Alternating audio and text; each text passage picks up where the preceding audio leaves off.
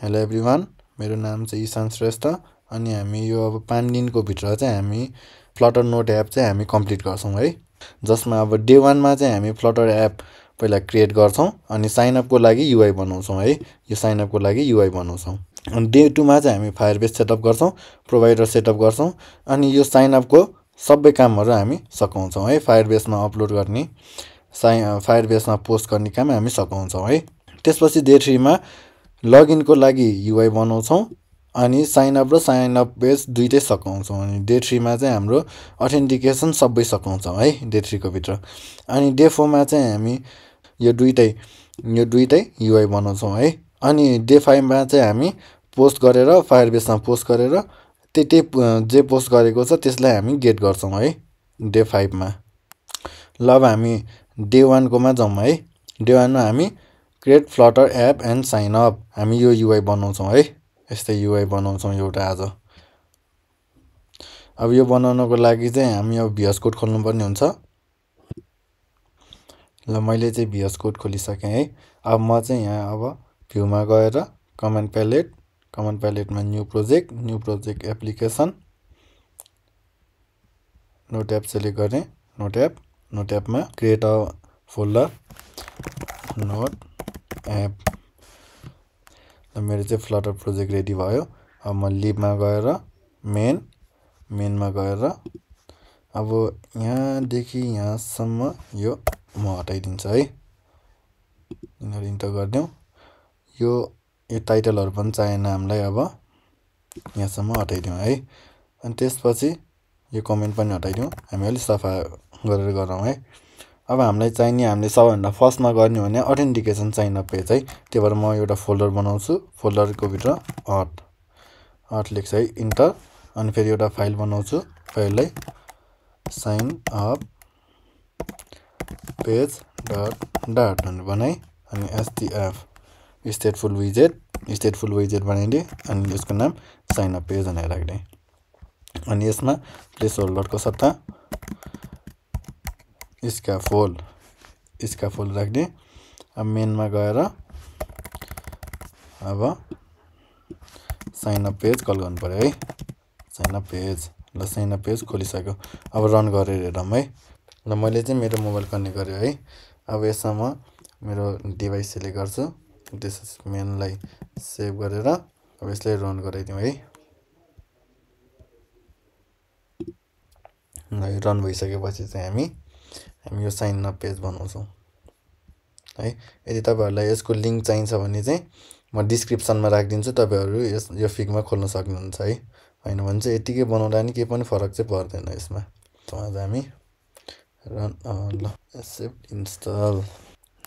ल सबभन्दा पहिला चाहिँ म एउटा यसलाई एक्सपोर्ट गर्छु। अलिकति 3मा राखेर एक्सपोर्ट गरिदिउँ छ यो।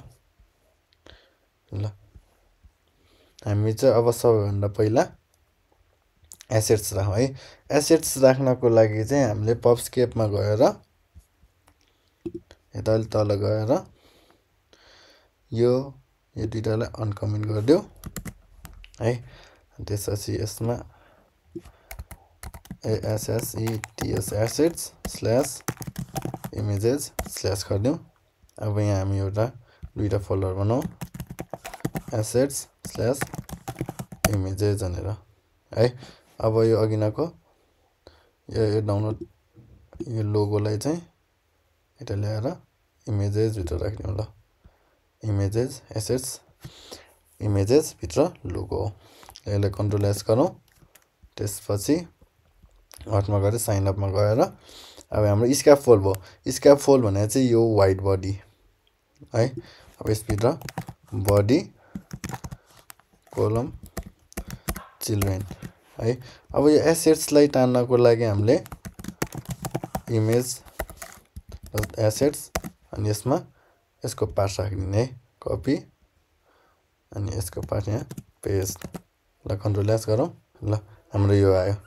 अब यो डिबगवाला हटाउनु पर्यो। यो डिबगवाला हटाउनको लागि मेनमा गएर यो मेटेरियल होम भन्दा अगाडि इन्टर यो डिबग ब्यानर चेक मोड ब्यानरवालालाई फल्स गरिदिउँ।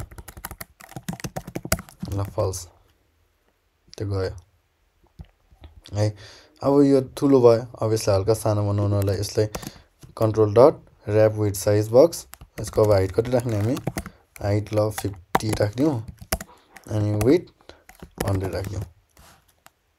ल यसलाई अब बिचमा लिएर आउनको लागि साइज बक्सलाई सेन्टरले ऱ्याप गरिदिउँ है।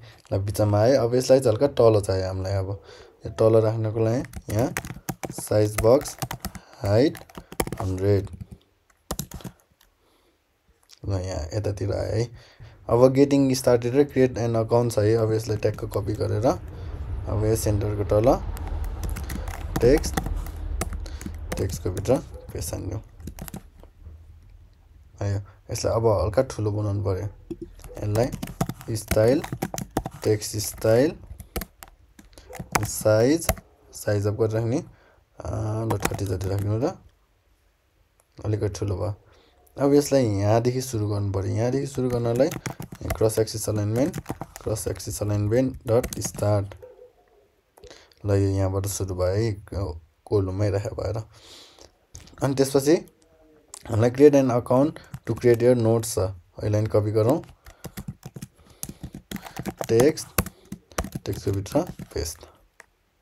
ल एउटा साइडमा आयो। तर यो कस्तो यो कोचेर यो फर्स्टमै आएन। अब यसलाई हल्का बिचोबिचोतिर लिएर आउनलाई यो कोलुमलाई नै प्याडिङले ऱ्याप गरिदिउँ। 8 होइन, हल्का 16 जति राख्दिउँ है। ल यस्तो गर्दाखेरि यहाँ पनि ग्याप भयो, यहाँ पनि ग्याप भयो। अब यहाँ पनि अलिकति ग्याप चाहियो मलाई। ग्यापलाई चाहिँ साइज बक्स हाइट 16 जति राखिदिउँ न। ल यहाँ पनि ग्याप भयो। यो गेटिङ स्टार्टेड पनि आयो, क्रिएट एन अकाउन्ट पनि आयो है। अनि त्यसपछि हाम्रो के छ, दुईवटा टेक्स्ट फर्म फिल्ड। दुईवटा टेक्स्ट फर्म फिल्ड राख्दिउँ। अब यसको तल यसमा नि साइज बक्स हाइट ओके 16 राखिदिउँ। अनि त्यसपछि अब यसमा टेक्स्ट फर्म फिल्ड चाहियो। टेक्स्ट फर्म फिल्ड आयो कि आएन? ल एउटा टेक्स्ट फर्म फिल्ड आयो है, यहाँ लेख्नु मिल्यो। अब मलाई यहाँ यसको बोर्डर चाहियो। बोर्डरको लागि decoration input decoration border outline input border गर्दाखेरि एउटा बोर्डर आयो। अब यसभित्र हेर्दामै यसभित्र अब आइकन छ अनि त्यसपछि टेक्स्ट छ। ल प्रिफिक्स आइकन्स डट हाम्रो के को इमेलको ल इमेलको आयो। तर कस्तो नराम्रो आयो, यसलाई चाहिँ म आउटलाइन गरिदिन्छु है। त्यसपछि हाम्रो टेक्स्ट छ, त्यो चाहिँ हिन्ट टेक्स्ट हो। हिन्ट टेक्स्ट अनि टेक्स्टमा इमेल। ल हिन्ट टेक्स्टमा इमेल आयो है। यसको साइज हल्का घटाउनु पर्ला। साइज 16 राख्दा कति हुन्छ, धेरै नै सानो हुँदैछ। 22 ल 22 ठिक्क छ। त्यसपछि फेरि म यो टेक्स्ट फर्म फिल्डलाई नै कपी गरेर पेस्ट गरिदिन्छु। ल यसकै तल यहाँ बिचमा मलाई ग्याप चाहियो। यहाँ बिचमा ग्याप राख्नलाई साइज बक्स हाइट ओके 16 राख्दिउँ। 16 ल ग्याप भयो है। अब यसमा मलाई लकवाला हेलो सिके लकवाला ल ठिक छ, लकवाला राखेँ। अब यहाँ पासपोर्ट लकवाला आयो नि, पासवर्ड पनि आयो है। त्यसपछि के छ, agree to terms and condition छ। ल अब यो सकिसकेपछि रोमा टेक्स्ट फर्म फिल्डको तल रोमा चिल्ड्रेनमा चेक बक्स अहिले फल्स राख्दिउँ। ल अहिले फल्स राखिदियो। अनचेन्ज अहिले भ्याल्यु भनेर अहिले यतिकै खाली छोडिदिउँ है। एउटा चेक बक्स आयो। त्यसपछि यसको साइडमा हामीलाई टेक्स्ट आएन, agree to terms and condition टेक्स्टमा चाहिँ राख्नु। ल है agree to terms and condition यो हल्का बोल्डमा छ यसलाई हल्का बोल्ड बनाइदिउँ style text style with front with dot 400 राख्दिउँ त 400 अलि भएन 500 ल अलिकति बोल्ड भयो ल ठिक छ है अनि त्यसपछि के छ इलिभेटेड बटन छ ल रोको लास्टमा इलिभेटेड बटन अन प्रेसलाई अहिले हामी खाली राख्दिउँ है चाइल्डमा टेक्स्टमा साइन अप भनेर राख्दिउँ ल है यसलाई हल्का बिचमा राख्नु पर्यो अब यसलाई भित्र राख्नको लागि यहाँ style elevated on button dot style from ल प्याडिङ राखौँ एजिन साइड सिमेट्रिक्स अनि सिमेट्रिक्सको भर्टिकल 14 राख्दिउँ है यस्तो भयो अनि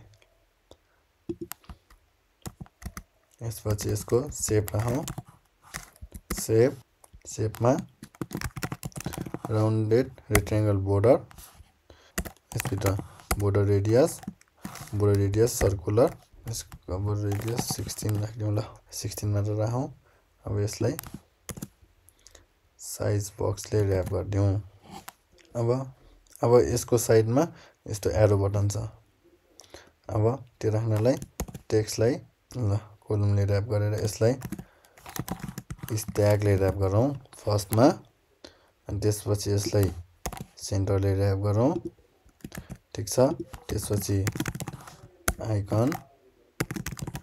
आइकन्स डट